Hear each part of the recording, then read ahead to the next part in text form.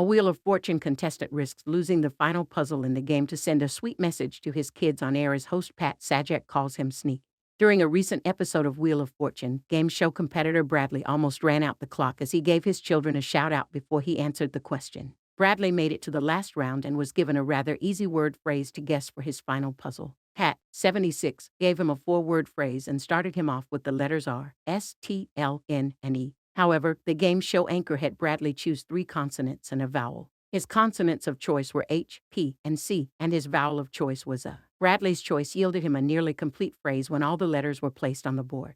The phrase on the board was, "Happy to hear that." However, the Y in happy and O into was missing. Pat, emphasizing that he only had 10 seconds on the clock to solve, seemed not to faze Bradley. Bradley took a few seconds to name all of his children and tell them that he loved them before he answered, "Happy to hear that," which was the correct phrase. Pat called him out as being pretty sneaky, given that he slipped in a shout-out before answering. Easy money. Bradley seemed to have easy competition during his appearance on Wheel of Fortune. His competitor, Whitney, guessed International Gate Line instead of International Date Line, leaving fans quaking in frustration online.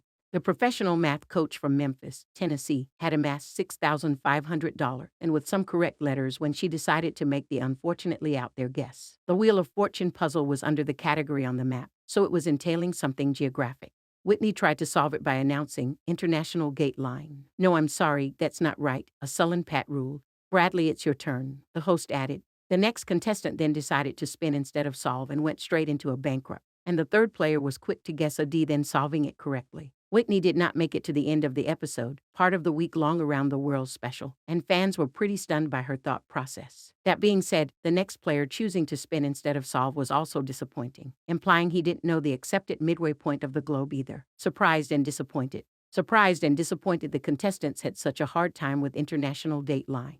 They were only missing the D and one other letter, one fan tweeted. "The F is a International Gate Line," asked another. "International Gate Line. LMAO. I'd be mortified," wrote a third. "Did she really say International Gate Line? Like she was at the airport," wondered a fourth. A fifth shamelessly piled on, "How do you not know what the International Date Line is?" The fact that at least 2 of them have apparently never heard of the International Date Line gives me a headache. Giving Bradley the benefit of the doubt and thinking he was trying to spin for the big dollar amount or a prize.